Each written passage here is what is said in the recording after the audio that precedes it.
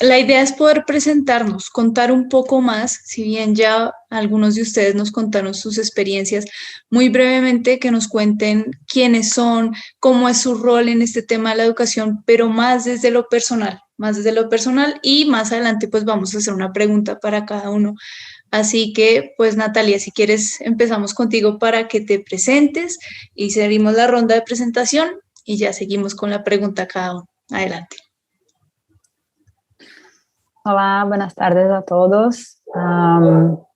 Me llamo Natalia, soy representante de la Liga de las Mujeres por el Océano. Hace un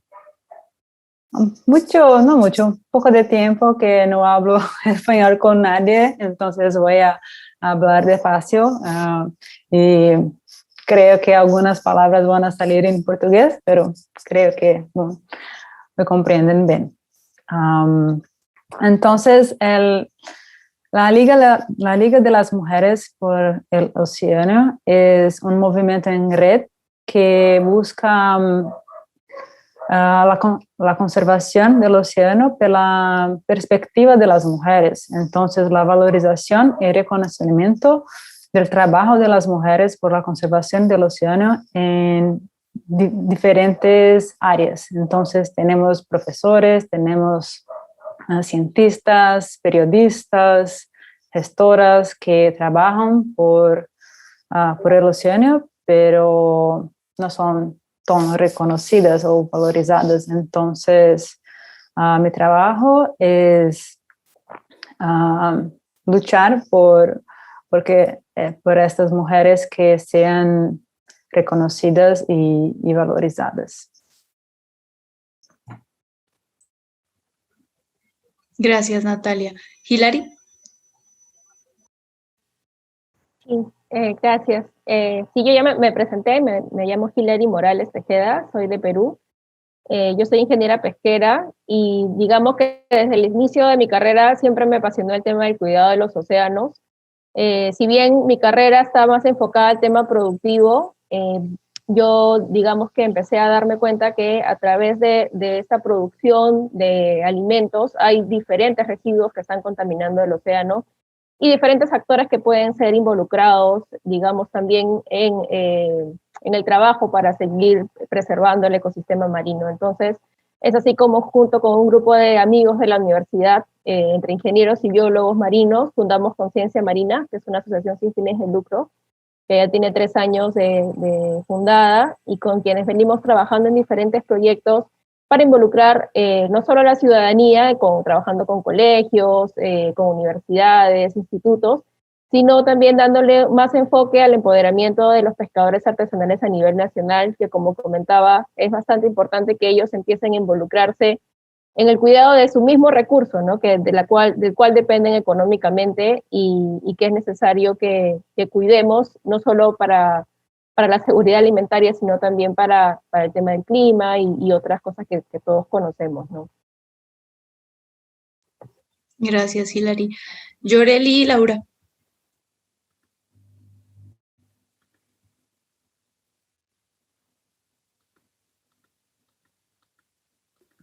Listo, mucho gusto. Hola, gracias por invitarme. Mi nombre es Laura Herrán.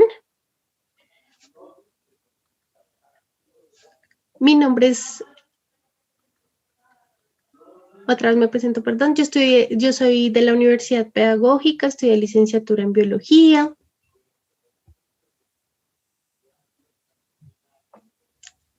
Y ya, pues, digamos que con mi proyecto o con el proyecto que hemos tenido con Yoreli, pues el propósito es más tener una conexión con la comunidad sorda en los temas relacionados con el océano, pues porque los sordos en Colombia no tienen como las mismas posibilidades educativas y también en el vocabulario relacionado con lengua de señas. Entonces, pues básicamente es eso.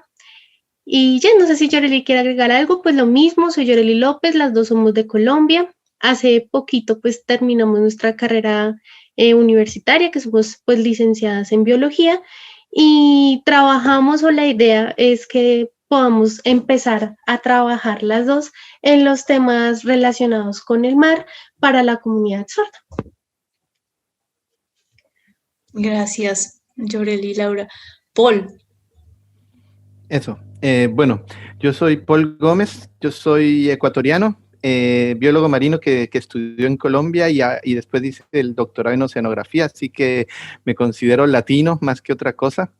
Y bueno, sí, parte del trabajo que vine realizando al principio, también al igual que Hilary, tenía que ver un poco más con la parte de trabajo con pescadores, con todo el tema productivo, la parte de pesca, y ahí poco a poco igual fui viendo el impacto que tenía la pesquería, la necesidad de cuidarlo, porque igual era uno de los múltiples impactos, no era el único, sino que había muchos, y conforme uno iba estudiando, cada vez más se iba dando cuenta de todas esas problemáticas, así que poco a poco fui derivando hacia la divulgación científica y hoy en día de hecho estoy 100% dedicado a todo lo que es divulgación y comunicación de la ciencia, ciencias del mar principalmente. Y eso, creo que una de las cosas que más me ha gustado de trabajar esta parte siempre ha sido como conocer muchísimas personas, todas siempre cuando empiezan a conocer del mar se enamoran de ese conocimiento, así que es súper importante tratar de llegar a más y más público siempre. Eso. gracias, Paul. Bueno, tenemos una pregunta, habíamos preparado para este panel una pregunta muy general, antes ya de empezar por las especificidades y las experiencias de cada uno. Y aquí los invito a que cada uno también participe eh, para enriquecer el discurso de lo que entendemos por inclusión. Este es un término pues que ya surgió hace varios años y son varias las opiniones y debates que existen alrededor de la inclusión, pero qué bonito iniciar precisamente este encuentro de educación marina con este tema. Así que quisiera que nos compartieran desde su experiencia qué entienden por inclusión. Y claramente inclusión en la educación marina. No sé quién quiera empezar, quién se anime. Puedo hablar un poco. Yo me olvidé de hablar que soy bióloga también, como muchos acá, maestre en oceanografía y, claro, soy de Brasil. Inclusión, yo estoy a pensar sobre género, inclusión de las mujeres, meninas y mujeres en la educación, y en nuestra sociedad tenemos, las oportunidades no son iguales para chicos y chicas, de hombres y mujeres, porque mujeres tienen desde su edad temprana que tienen como papeles sociales específicos que muchas veces no pueden estudiar tanto como quisieran. Y yo creo que educación marina inclusiva es proponer iguales oportunidades a todas y todos, y específicamente en la ciencia y universidad. La ciencia marina tiene más mujeres que en ciencia en general. Ciencia en general tiene como 39% de mujeres y la ciencia marina es casi 50%. Pero a pesar de eso, hay una disminución de mujeres a medida en que avanza en su carrera.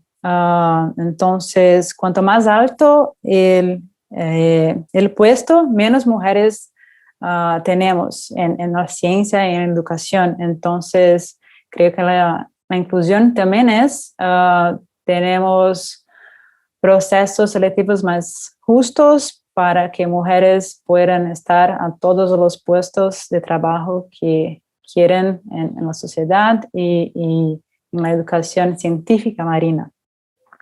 Muy resumo como eso.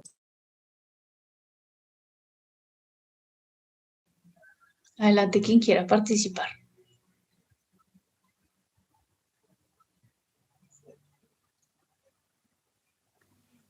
Bueno, yo puedo continuar. Yo creo que el tema de la inclusión en educación marina básicamente tiene que ver con tratar de llegar a distintos públicos siempre, y eso incluye, como bien hicieron en una de las preguntas de la fase anterior, a gente que está alejada del mar, porque creo que es importante que todos nos demos cuenta lo presente que está el mar en todos, absolutamente todos lados, sea por los beneficios que conlleva, lejos del mar también incluido, y cómo desde lejos podemos afectar el mar. Y creo que en ese sentido hay que tratar, cuando vemos el tema de la inclusión, siempre vamos a poder ver distintos públicos. A nosotros, por ejemplo, con el proyecto, ya lo veremos un poco más después, cuando vemos con inclusión también empezamos a ver temas como cómo nos afectó la pandemia en el tema de la inclusión, porque no vamos a poder hacer muchas de las actividades que teníamos y eso nos modificó completamente. Creo que la principal solución es siempre que uno tiene un proyecto, pensar cómo puedo llegar yo a más público o a público al que generalmente no puedo acceder. Creo que esa es una de las claves fundamentales.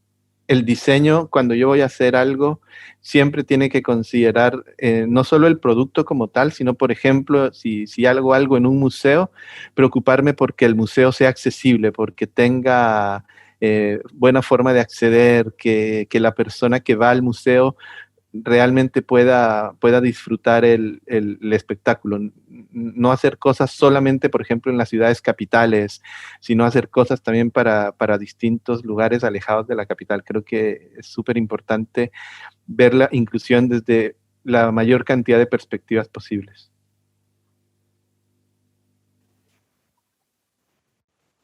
Sí, para continuar, yo lo que entiendo más por inclusión en educación marina es integrar a la población y tener en cuenta las diferencias o la diversidad de cultura, de lenguaje, de oportunidades, de cercanía al mar también, como comentaba Paul, y tomar en consideración todas estas diferentes características o especificidades y tomarlas en cuenta durante la elaboración del mensaje, ¿no?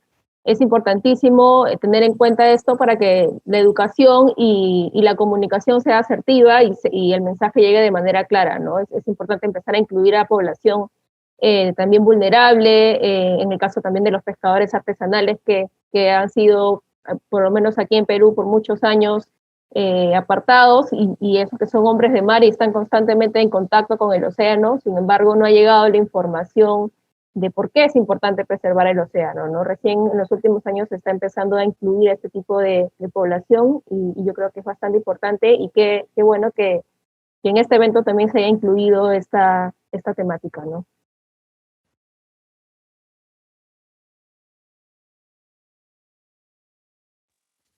Listo, entonces creo que yo continúo. Bueno, digamos que en la experiencia, porque nuestro tema va mucho más enfocado a la comunidad sorda, respecto al tema de inclusión, siempre ha sido como un debate encontrar un concepto que no discrimine, un mismo concepto de inclusión que no sea discriminativo. Entonces, lo primero es que nosotros entendemos por inclusión que no es como agregar a una persona que se ve socialmente enferma o que se ve con menos capacidades, no. ¿Sí? Entonces, la inclusión para nosotras reconoce una diversidad de condiciones que no necesita discriminar o menospreciar a nadie. Y en este caso vemos a la sordera o a la condición de ser una persona sorda como una de las diversidades del ser humano y no lo vemos como una enfermedad.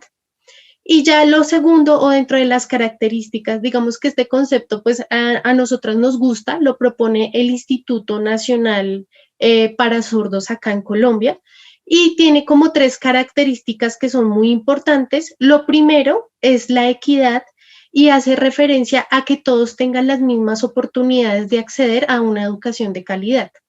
Lo segundo es la pertinencia, y en este caso es que si hablamos de inclusión, debe ser apto al contexto y a la situación de cada población. Debe responder a su forma de construir conocimiento. Y lo tercero es que pueda ser pertinente o que se pueda usar. en la vida cotidiana, en la vida práctica. Entonces, si hablamos de educación inclusiva, debe ser equitativa, con las mismas oportunidades, debe ser apta a las condiciones de las poblaciones, pero lo más importante es que debe ser útil, que sirva, que sea en un contexto cotidiano donde la persona lo pueda aplicar a sus acciones sociales y pues se pueda desarrollar dentro de una sociedad. Esa es como nuestra perspectiva, pero ahora Laura, como persona sorda, también va a dar su experiencia respecto a lo que ella ha vivido, por ejemplo, en un proceso de formación en la universidad, respecto a lo que ella siente y ha podido percibir en el tema de una educación inclusiva. Entonces le voy a dar paso a Laura.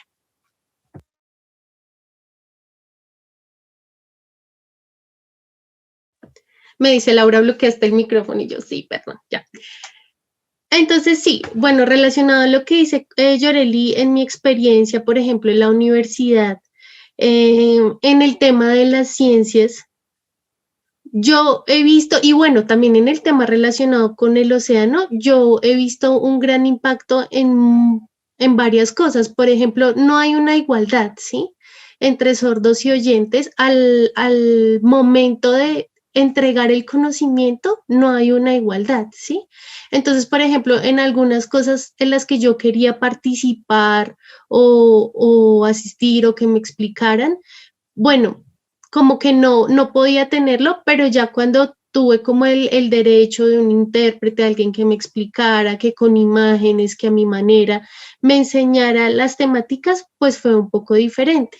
Sin embargo, el sordo tiene una manera de entender y de aprender muy diferente a como la tiene una persona oyente. Y eso entonces en mi experiencia pues también me ha servido para entender que lo que ahora queremos con la comunidad sorda es proponer cosas que ellos puedan entender desde su naturaleza y desde su forma de ser. Listo. Entonces tenemos varios elementos muy interesantes que nos han mencionado y yo creo que parten de la diversidad, ¿no? Parten de atender esa diversidad, esa capacidad también de aprendizaje y maneras diferentes de aprendizaje, como nos dice Laura también. El tema del público, no solamente el público, por ejemplo, con algún tipo de discapacidad, sino de atenderlos a todos, ¿no? Atender, por ejemplo, el público del que nos hablaba Natalia, los pescadores, en el chat también nos hablaban de los pueblos originarios, de los mismos indígenas, de los territorios costeros, pero Paul también nos hablaba del público que está, o de las personas, no hablemos de público, sino de las personas que están lejos de la costa. Por ejemplo, aquí discúlpenme, meto la cuchara, yo vivo en Bogotá y trabajo en temas del océano. Bogotá es la capital de Colombia, que queda muy lejos de la costa, en una de las cordilleras, y pues siempre es un reto hablar de cultura marítima o de educación del océano tan lejos de la costa y en medio de, pues, de los Andes, ¿no? Entonces, ese también es un público importante cuando hablamos de inclusión en educación marina. Entonces ahí quisiera, antes de compartirles una pregunta interesante que tenemos por medio del chat, ahora sí centrarnos en las especificidades y de pronto ahondar un poco en eso que nos han hablado. Entonces, ahora sí vamos a cambiar el orden y quisiera darle la palabra a Laura y a Yoreli para que nos comenten desde su perspectiva cuál es ese reto, en este caso el de la lengua de señas, para que sea inclusiva también. No sé si esos sean los términos, pero ¿cuáles son los retos que asume la lengua de señas en Colombia al aproximarse a los temas de educación marina, al aproximarse a la cultura oceánica, como nos comentaban ahorita también en su charla?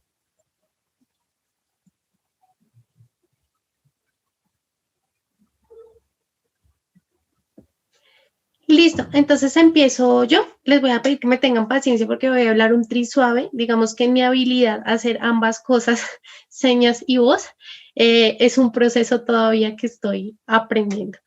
Entonces, bueno, uno de los retos más grandes que Laura y yo encontramos, yo creo que es el tema de que en Colombia, por regiones, cambian las señas, ¿sí? Entonces, ¿qué encontramos? primero, hay muy poquito vocabulario en relación al tema marino, pero lo segundo, cuando hicimos las entrevistas, cuando hicimos la encuesta, vimos que, por ejemplo, en Cartagena, en Barranquilla, en Santa Marta, hay diferentes señas para los mismos organismos. Y eso es difícil porque nosotras, claro, al proponer un nuevo vocabulario a nivel nacional, no podemos menospreciar como el conocimiento cotidiano o empírico que tiene cada región. Pero sí es importante proponer un acuerdo para que por lo menos a nivel de Colombia se puedan usar las mismas. ¿Cambia completamente? No, pero hay unas pequeñas variaciones con algunas especies, con algunos organismos. Otro reto de pronto es que nosotras dos somos de Bogotá, también como Juliana.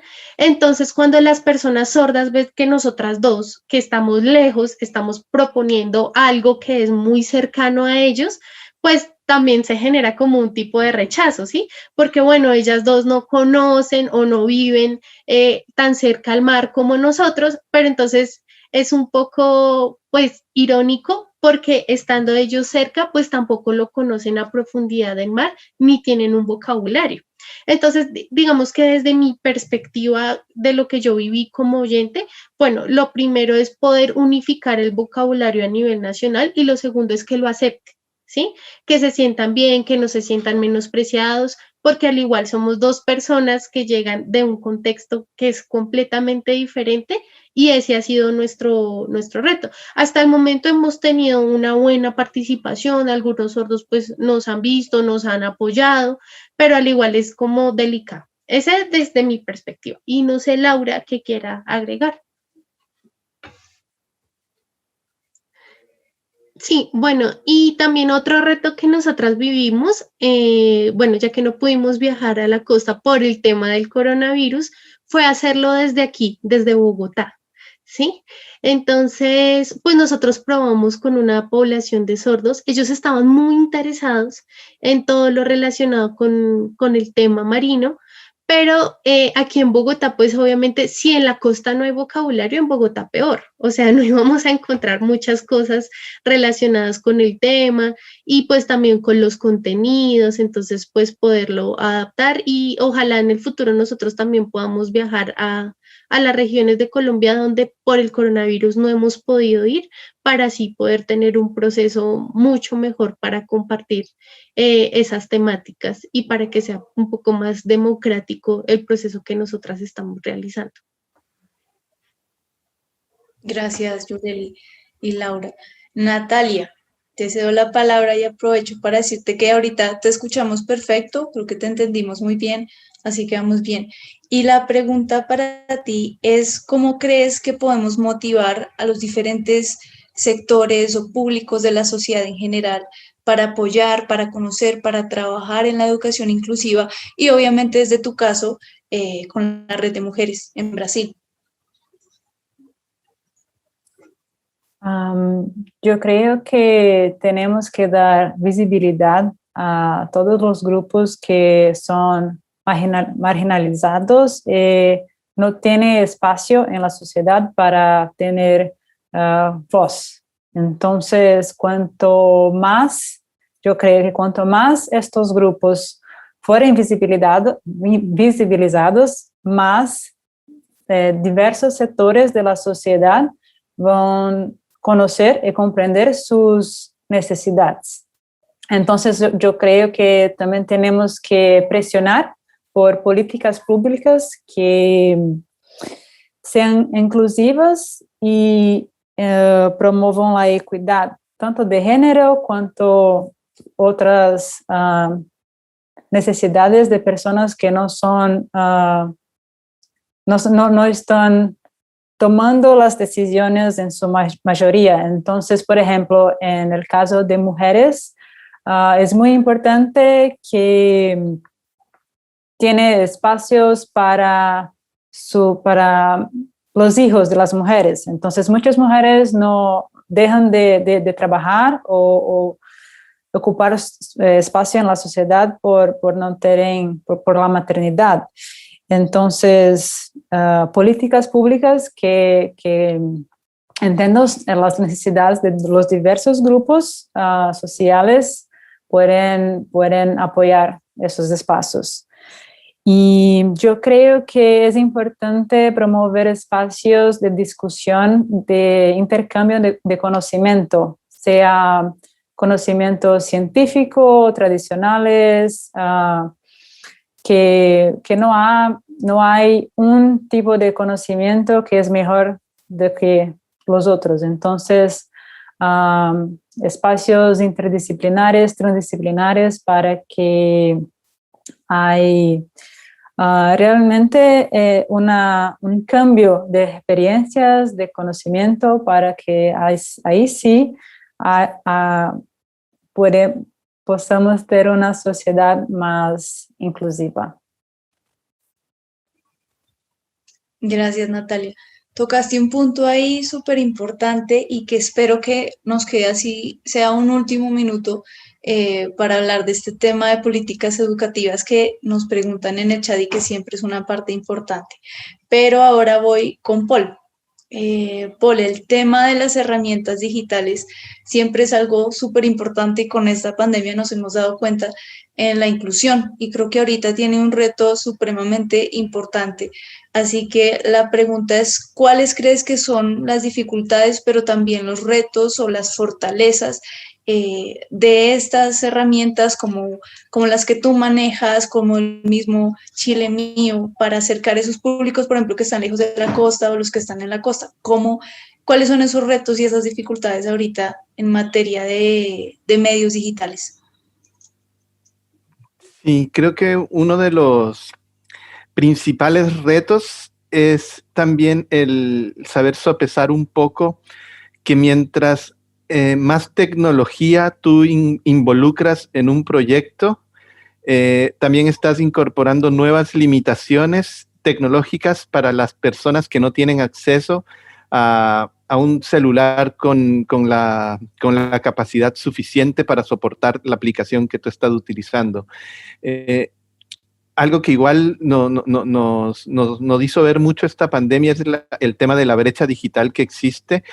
Existe, claro, gente que tiene el super celular con la mejor potencia, que puede ver todo lo que es realidad virtual, realidad aumentada, que tiene además en su casa una velocidad de descarga de internet altísima. En tanto que hay otras personas que, claro, no tenían un buen celular para poder utilizar estas aplicaciones. Vivían en hogares que tenían súper escaso acceso a Internet. Tenían que compartir dispositivos entre todos los miembros de la familia. Por lo tanto, son ese tipo de situaciones las que hacen igual difícil el utilizar solamente tecnología. En ese sentido, yo creo que es súper importante que nos demos cuenta que la tecnología es una ayuda como tal y no es el fin último. Nosotros no es que vamos a utilizar tecnología porque qué mejor que hacer tecnología y utilizar tecnología y mostrar todo utilizando la tecnología de la mejor calidad posible. No, nosotros lo que tenemos que hacer es definir cuál es el público objetivo, definir qué es lo que queremos comunicar, cómo lo vamos a comunicar y en ese caso ya empezar a utilizar todo el tema de qué tecnologías vamos a utilizar. Porque si lo hacemos desde la tecnología, si planteamos todo desde la tecnología, lo vamos a hacer súper mal. Es siempre, y eso es algo que se nota en todos los ámbitos de la inclusión, siempre tenemos que empezar pensando en nuestro usuario, cuál va a ser nuestro público objetivo. Como decían antes, si va a ser con pescadores, pues listo, entonces hablemos con los pescadores, conversemos con lo que ellos saben, porque algo que es tremendamente importante en todos estos casos, no solo en el de los pescadores, es que las personas que hacemos educación científica, educación en ciencias del mar, tenemos que intentar aprender en el proceso también. No es que nosotros llegamos, somos los únicos que sabemos y venimos a enseñarle a la gente que no sabe nada de un tema, sino que nosotros venimos con una visión de un tema que a ellos les interese. La idea es, por lo tanto, que todos aprendamos en el proceso. Y ya después veremos la parte de la tecnología. La tecnología es muy bonita, es muy atractiva, muy llamativa, pero siempre hay que saber que es una ayuda y que no es el fin último. Así que es como lo que siempre hay que tener en consideración. La tecnología ayuda, nada más. Gracias, Paul. Creo que muy importante eso que nos dijiste también de que es un medio, ¿no? No es el fin, porque ahorita creo que en temas de pandemia lo vemos siempre como el fin, pero no es así. En temas de inclusión nos toca tener muy en cuenta eso. Y tocaste también un tema que me permite enlazar de una vez con la pregunta y el tema de Hillary, y es ya el trabajo, por ejemplo, con pescadores, ¿no? Y aquí, Hilary, quería compartirte una pregunta. Tú nos hablaste de varias estrategias o iniciativas, por ejemplo, para trabajar con los pescadores, el tema de la motivación, el tema de los premios, el mismo tema de los reconocimientos, pero quería preguntarte también cómo hacer ese primer acercamiento con los pescadores, cómo llegar y generar esa empatía también para todas las personas que de pronto nos ven y quieren trabajar con los pescadores, pero no saben cómo hacer ese primer contacto, cómo hacer que esa relación sea sostenible, que se mantenga. Entonces, si nos puedes ampliar un poquito más o agregar algo más de lo que nos contaste. Sí, sí, gracias, Juliana. Mira, yo vengo trabajando con pescadores artesanales desde que salí de la universidad, que fue hace unos 7 años más o menos, y lo que me he percatado viajando a diferentes puertos a nivel nacional con pescadores artesanales es que realmente ellos necesitan ser escuchados, ¿no? Tienen diferentes limitaciones, diferentes necesidades que necesitan ser escuchadas y necesitan ser comprendidas también. Y para esto es bien importante que te involucres directamente con el pescador artesanal. Muchas veces hay diferentes enfoques de trabajos en los que van, hacen preguntas, recogen información general, y como decía Paul, muchas veces los profesionales pensamos que lo sabemos todo, ¿no? Pero en realidad las comunidades de pescadores artesanales en concreto saben muchísimo más de lo que nosotros podemos saber, porque ellos están viviendo directamente en el mar. Entonces, el primer paso, creo yo, que es importante es escucharlos y involucrarse con la comunidad. Otra cosa que es bien, bien importante es empezar a identificar la manera en que ellos se organizan, ¿no? Aquí en Perú, por ejemplo, hay asociaciones de pescadores artesanales en cada comunidad y está liderado por dirigentes. Nosotros nos hemos dado cuenta que es bien importante empezar la relación con estos dirigentes y identificar líderes que estén interesados en temas ambientales y en temas de cuidado en los océanos. Por ejemplo, en el caso del proyecto del aceite, nosotros conocimos a un pescador bien famoso, digamos, en la comunidad, que es el señor Mayumi, que siempre está motivando a sus compañeros a que salgan a hacer limpiezas de playas, a que recojan sus residuos. Entonces vimos que ese era el nexo para que nos haga entrar en confianza también con los pescadores, porque son comunidades muy desconfiadas de gente externa, ¿no? Entonces, entrar con un líder, entrar con una persona de confianza y que también sea representativo de la comunidad es bastante importante para transmitir el mensaje. Y luego de esto, ya conforme vas trabajando con ellos y vas recibiendo, como decía, la retroalimentación, es bien importante que ellos estén presentes en todas las acciones que se vayan ejecutando, ¿no? Que se empoderen, porque si no, tú trabajas con ellos, terminas el proyecto, te vas y ahí acaba, digamos, las acciones, ¿no? Es importante que ellos la tomen y la tomen como suya y la continúen y sigan trabajando en esto y esto sea sostenible en el tiempo, ¿no? Gracias, Hilary. Bueno, nos quedan 5 minutos, se pasó volando el tiempo. La verdad me gustaría quedarme mucho más hablando, es un tema apasionante y cada uno de los tópicos que hemos hablado tiene muchísimo más, como decimos en Colombia, mucha más tela para cortar o para seguir conversando. Entonces, quería compartirles esta pregunta. Tenemos 2 preguntas por medio del chat. Vamos a ver si de pronto la alcanzamos a responder las 2, pero al menos voy con la primera antes de dar cierre. Entonces, bueno, nos dan las gracias a todos los panelistas y Roger nos pregunta cómo incluir en las políticas educativas de sus países temáticas del océano, ya que esas temáticas buscan formar competencias generalistas. No sé si hay quien quiera muy brevemente darnos respuesta, o si también por el chat para poder agilizar.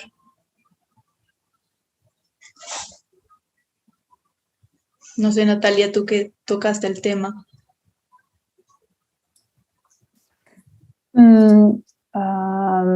Yo creo que un posible camino es incluir temas oceánicos en el, ¿cómo él dice en español?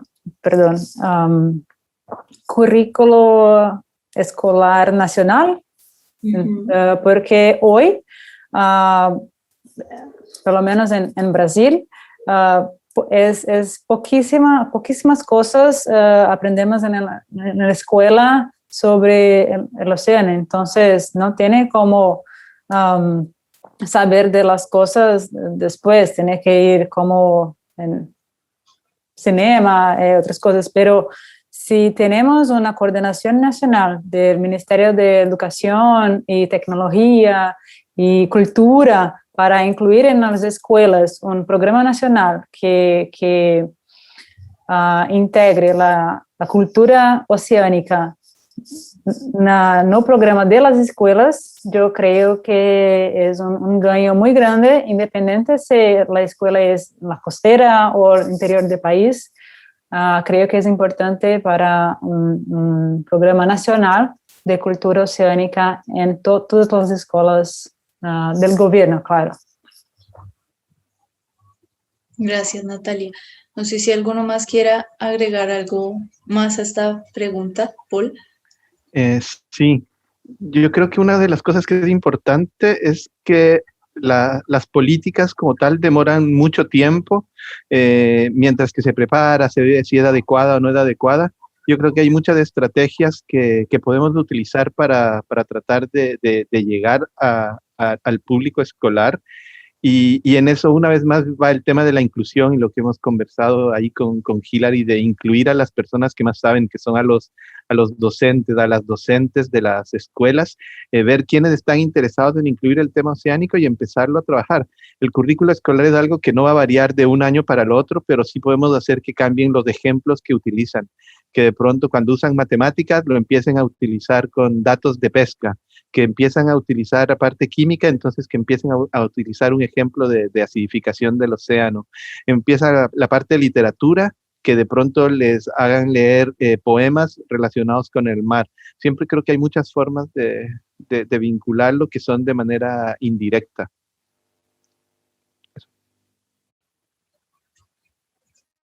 Así es. Bueno, pues para cerrar, quería nuevamente agradecerles sus intervenciones, sus opiniones, obviamente compartir con nosotros sus experiencias, sus conocimientos, invitarlos también a todos los que nos ven a los siguientes bloques, porque vamos a hablar de este tema de la educación en los colegios, vamos a presentar experiencias y proyectos de la educación marina en la formalidad. Así que este es el primer bloque hasta ahora, el primer día, tenemos mucho por hablar, hay bastante por conversar en temas de educación marina y tenemos desde muchos países mucho por aportar. Así que Natalia, Hilary, Laura, Yoreli, Paul, muchísimas gracias nuevamente. Esperamos algún día sí conocernos y vernos en persona. Y los invitamos entonces al siguiente bloque, que empieza en 10 minutos hora Colombia a las 12, pero para que, como sé que nos ven desde diferentes países, para que sepan que en 10 minutos iniciamos con el bloque de experiencias y proyectos, el segundo bloque que va a moderar nuestro coordinador de México, Fernando Castillo. Así que un gusto a todos, espero que estén muy bien y que sigamos disfrutando de este encuentro.